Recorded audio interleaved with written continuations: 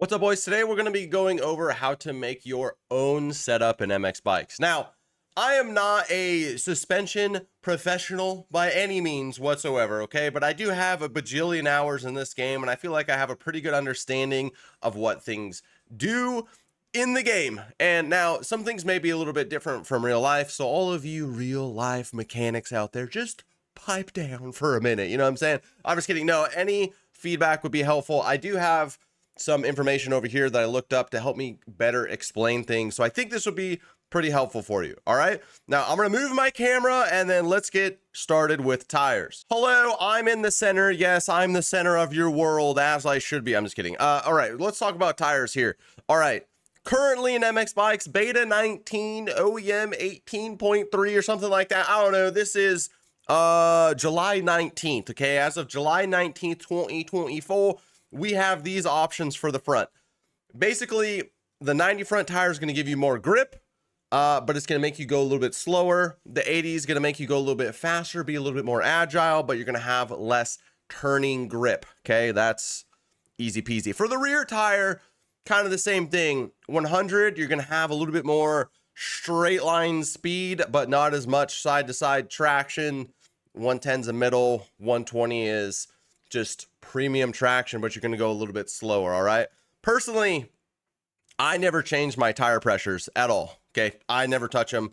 As you can see, default, never touch them. All right. You know, some people do. I literally have never done that. So anyway, front leverage. This is, I'm assuming this is the higher the leverage, the more aggressive the brakes would be, but I could be wrong on that. I have heard it's the other way around, but I don't know. This is how I make setups. I kind of just play around with it, to be honest, but you can just see what, I don't know. I always run 20. Okay. Thank you. That was helpful. No idea what that does.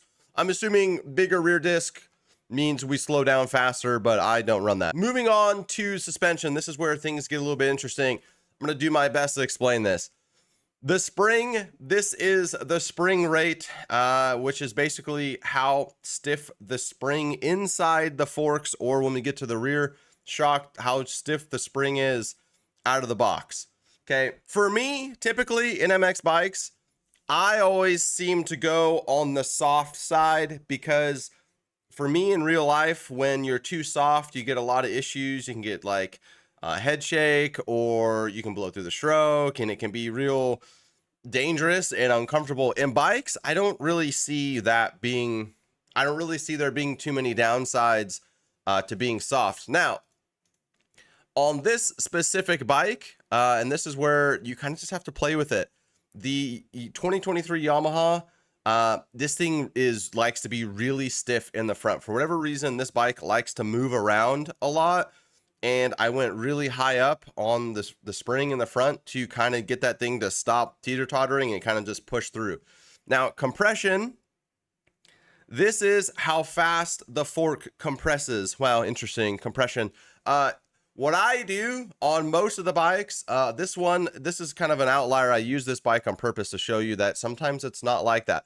Most of my other setups, I will always go up on compression because I feel like it helps keep the front end planted, if that makes sense. When it makes the front end a little bit like softer, and it's easier for the fork to compress, and so it puts a little bit more pressure on the front tire, which helps me turn a little bit. But you also can blow through the stroke, and then you have some issues. But in this case, you can see what I did here. Rebound. This is how quickly the fork extends or rebounds back after it was compressed back to its original state. I do usually go up on the rebound. Supercross is different, you know. Supercross I will usually also go up, but Supercross can also be interesting. I like to go up on the rebound just to get the tire back on the ground. Really, that's pretty much it. You know, I want to get it back on the ground so that I have traction. Unlike real life, there are instances when you would want it to stay up. For me, I want to get it back on the ground as quickly as possible. Preload. This is basically what preload is a mechanical stiffening or softening of the spring. You can basically just tighten the spring a little bit inside the fork or of the rear shock. So because I went so stiff on the spring itself, this kind of helps me, you know, relieve some of that stiffness and makes it a little bit more plush. Oil, now, I think this is backwards to real life. It says decreasing the fork oil measurement increases the spring stiffness in the last part of the fork travel. Now, that's a good point. I think it's important to remember that suspension has 2 points. There's the initial stroke, and then there's a later stroke, right? So the initial stroke would be if you're going over little chop, right? Bup, bup, bup, bup. The forks are going like this. And the second stroke would be if you're casing a jump or something like that, where when it's all the way compressed, what does it do up here? And I think this is backwards, because I think in real life, if you lower your fork oil, you're stiffer in the second stroke. You can correct me if I'm wrong. And in bikes, it's the other way around. So increase your fork oil to have it stiffer in the second stroke. Now, I do that a lot, especially on the setups that are really soft. I will definitely increase the fork oil so that when I land, it doesn't like bottom out. And I don't really see it being, I don't really see a downside on it. The rear spring, okay, same thing. Now, this is where I would definitely say, I would say 9.9 times out of 10 in MX bikes, having the rear end super soft always works for me. Now, everyone's setups are going to be different, right? And, you know, maybe you don't like that. But for me, I don't really see a reason to have the rear end be stiff in the game. Again, because over jumping things isn't really that big of a deal in MX bikes at the moment. And when it's stiff, when you're trying to turn in bumps, you'll notice that the rear end wants to like come out around you. It likes to skip out. It likes to skate along the top of the jumps. When she's soft, she just digs in. You know what I'm saying? Okay. Low speed. Whoa, they changed this. Whoa, I don't know. Low speed compression. This is the same thing as this compression up here, where it's just what the rear end does over in that first initial stroke. Now, high speed compression affects how quickly the suspension compresses on hard landings. I heard someone talk about this many moons ago in a suspension video for IRL, and the best way they explained it to me is when you hit a bump at fast, like at a high speed, the rear end gets sucked up into the rear fender. This is how long it stays up in the rear fender. Now, in real life, you may want it, you know, on like a hard pack track, you may want that rear end to go up and come back down as quickly as possible so you can keep your forward momentum. Whereas on a really, really rutted track, you may want it to get kicked up and kind of hold it there so that it's not hitting every single braking bump. In MX bikes, I crank that sucker. You know what I mean? Most of the time, I'm going to be maxed at 4, especially in Supercross. Big tip for you guys. If you're going through whoops, put that thing as high as possible. On this bike, again, it seems we're running somewhere in the middle. This setup was sent to me, and I love it, so I've just been kind of cruising with it. Rebound, we went up a little bit on the rebound, and that, again, just helps get that rear tire back down quickly. Depending on the setup or depending on the track, I will go up on the rebound, and I will go up on the compression. A lot of the time, I'll go up to kind of keep the rear end off, again, to help me not skate. I don't want to be hitting every little bump, and because in bikes, when you hit every little bump, you just start to slide. I try to keep that rear end as light as possible. It seems to help me keep as much traction going like, I don't know, bikes, we're always fighting for traction. That seems to help. Drivetrain, think of it this way, okay? The bigger the rear sprocket, okay, the bigger this number, the more acceleration you'll have, the less top speed you'll have. And the smaller the front sprocket, the more acceleration you'll have and the more top speed you have. So there are ratios here that you can combine, but that's probably the best way to explain it. Front sprocket, you go down, you go quick, but slow over time.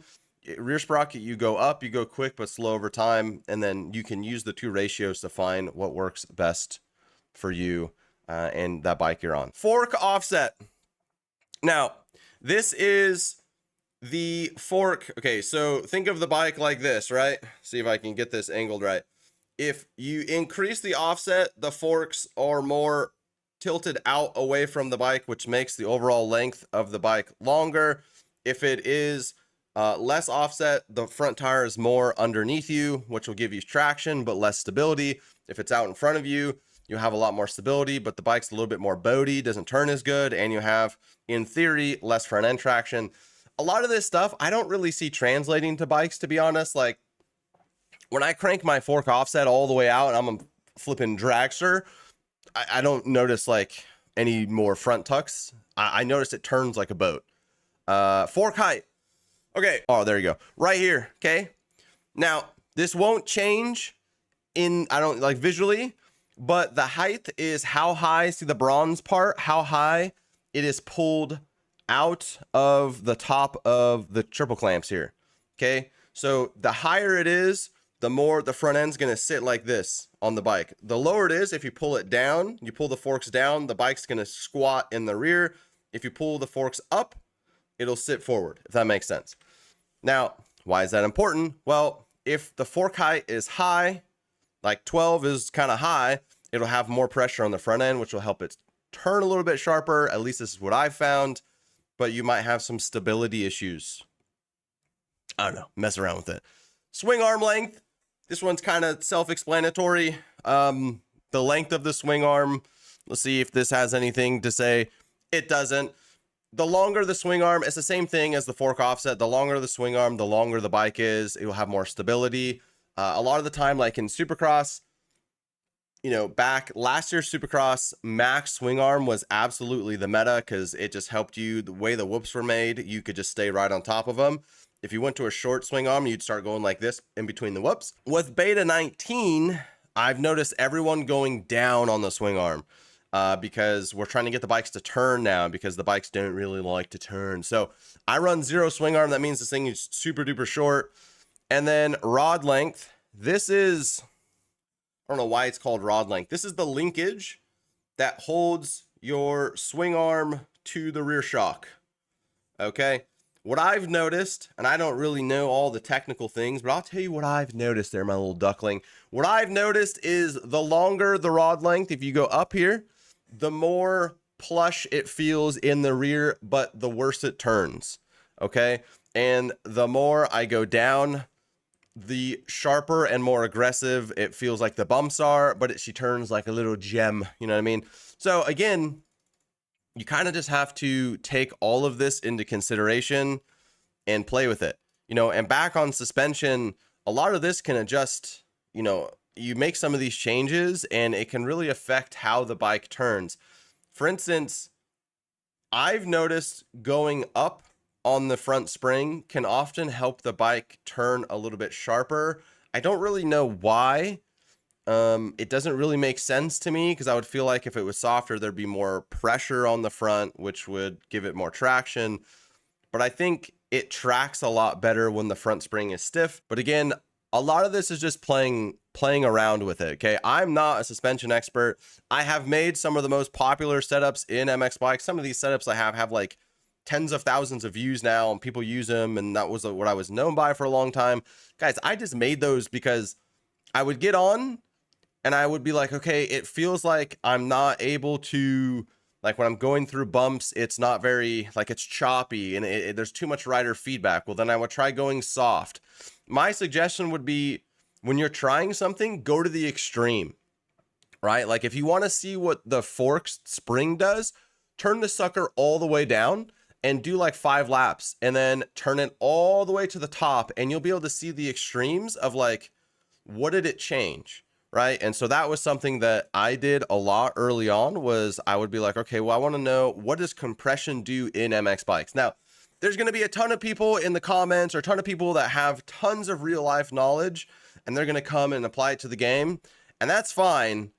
But at the end of the day, it's just a game and it doesn't translate exactly. Right. Like, sure, you can kind of get an idea, but the game has its weird quirks and things that wouldn't work in real life definitely work in the game. So like a lot of us are running 0 fork height, you know, for a long time and 0 swing arm. There's a lot of different things. Oh, and mapping. This is just how the power is delivered to the engine. I really wish there was like a curve here so I could see that like, oh, 2022 hits in the middle or, you know, whatever. There's not. So you just pick one and you just ride it and be like, I guess, I don't know. I have a hard time. I kind of just leave that there or go to the fast one if it does say fast. But I guess at the end of the day, you guys just got to try it. My biggest tip is go to the extremes. Turn it all the way down. Do like one thing. Turn it all the way down and be like, okay, that sucked because I feel like I don't have any traction or I can't turn. And then turn it all the way up and then be like, oh, that I can turn now, but I tuck my front a lot, or it doesn't do very good through bumps. And then you kind of find you can back it down based off that. And then you go to the next thing and you go to the next thing and you go to the next thing. That's what I did. I hope that this was helpful. I hope that this explained in any form whatsoever. If it did, make sure you guys hit that follow button or subscribe button. We're on YouTube. Sorry, my bad. And hit the like button.